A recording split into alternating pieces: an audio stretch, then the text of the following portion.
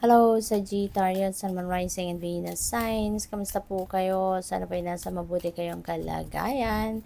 Welcome back po sa Star Tarot. At kung bago kayo rito, welcome din po kayo. Please subscribe, like, share my videos, and leave me a comment po kung nakaresonate kayo. Thank you. So, first message po ninyo is listen, be alert, the surf chiming bells call to nearby fairies. Ayan. So, feeling ko dito, Sagittarius, yung lesson na to is to listen to your intuition, to listen to your inner voice, your inner guidance, kasi feeling ko merong mga gabay na pinapadala sa inyo ang Divine Universe sa ngayon. Po pwedeng ito ay answered prayers, no? Pwedeng dasal ninyo ito na nagabayan kayo ng universe, kaya maaaring ano ito, this is your intuition calling on you, no? Napakinggan mo, 'di ba? Yung inyong intuition. So, ngayon, pakinggan mo, no? Bigyan mo ng panahon, bigyan mo ng oras na makapakinig ka sa intuition ninyo, mapakinggan ninyo kung ano yung gabay na gustong iparating ng universe sa inyo. Kasi po pwede rin na kasagutan ito doon sa dasal ninyo, no? Kung naghihingi kayo ng clarity, diba? Ng enlightenment, ng clear direction. So, yun. Pakinggan po ninyo yun. So, we have joy. Make time for the little things today. Okay? So, yun. Hindi naman dapat na puro lang trabaho ang pagkakaabalahan ninyo. You know, and kahit simpleng bagay, no? Diba?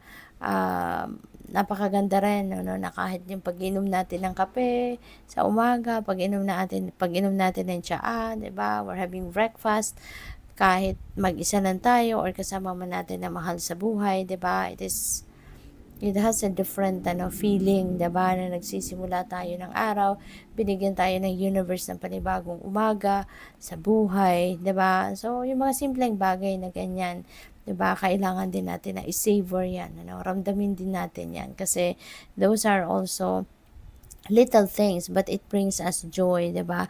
And something na kailangan natin na ipagpasalamat, 'di ba? So, what else? We have present, journey into the garden to escape the two eternities, the past and the future. Ayan, so paalala ito sa inyo, no, na the most powerful period sa buhay natin is yung present time. Ba, hindi yung kung anong tapos na, kung ano nakaraan na, or kung ano yung in the future. Kasi we don't even know what lies ahead in the future, hindi ba? And yung nakaraan na, we don't have power over that anymore. Tapos na yon, nangyari na yon. So, wala na tayong magagawa doon, hindi ba? Kaya, dapat ang focus natin ay kung ano ang meron tayo sa ngayon. Dapat ang focus natin is sa present, hindi ba?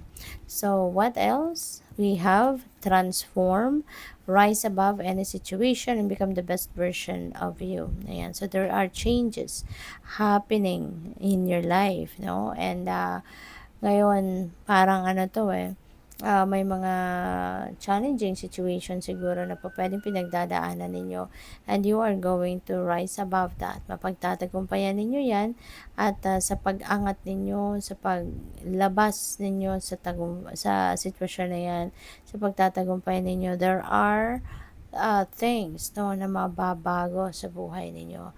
That is going to siguro empower you, that's going to improve you, 'di ba? At mas papagandahin nito yung ikaw, no? Magiging mas kayo, magi-evolve kayo into the best version of yourself. Kaya napakaganda. So, tingnan natin kung ano pa mga mensahe ninyo. And I would like to say thank you then for subscribing to my channel. Thank you for your support. If you haven't subscribed yet, subscribe na po kayo.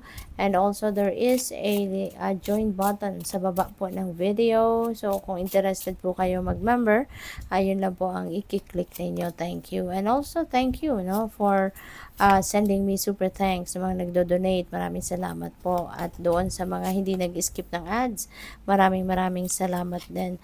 So, may mga mensahe na paparating sa inyo. This could be good news or this could be bad news kasi may message of concern din dito.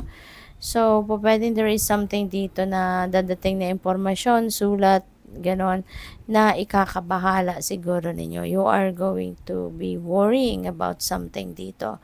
And puwede rin na itong message na 'to sa taas 'no, this is something na exciting para sa akin, yung naririnig, yung nafi-feel ko rito, this could be good news na paparating. So, it could be a mixed up 'no, pupuwedeng merong good news, pupuwedeng merong something na na ipag-aalala ninyo 'no, meron ditong something na mababalitaan kayo na you are going to worry about 'no, yung message of concern na 'to. We have distant horizon, so baka ang panggagalingan ng sulat na 'yan could be far, 'di ba, from you, baka galing abroad 'yan 'no, or baka galing baka kayong nasa abroad at manggagaling 'yan dito sa Pilipinas 'no. It could be coming from your loved ones, 'di ba, or it could be coming from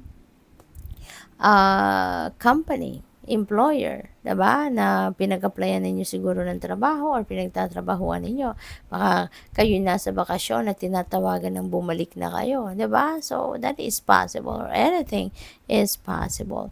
So, puwedeng you're dealing with someone. Then, no, male, female, this could be you or this could be someone else.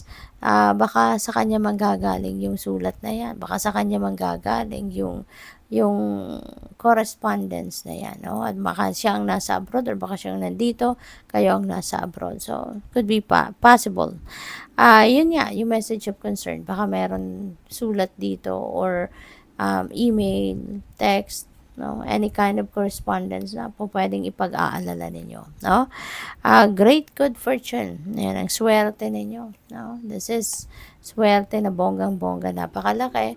Pupuwedeng swerte kayo dito sa in all areas of life. Baka, kung ano man ang bagay na ipinag-aalala ninyo, matatanggal na 'yan dahil babalutin kayo ng swerte. And when there is swerte 'no, so pupuwedeng success ito, victory, puwedeng puwedeng yung mga pinagtatrabahuan ninyo, eto na, makukuha mo na yung bunga nito. So, that is possible, 'di ba? So, suswertehin kayo dito, magkakapera kayo. You will receive siguro abundance, prosperity, no, big amount of money, something like that, no. So, anything's possible. Puwede rin nagaganda rito yung hindi lang kaperahang aspeto but also your health, no. Baka magkakaroon dito kayo ng recovery or pagaling ng mga sakit kung meron kayong sakit. So, anything is possible, no.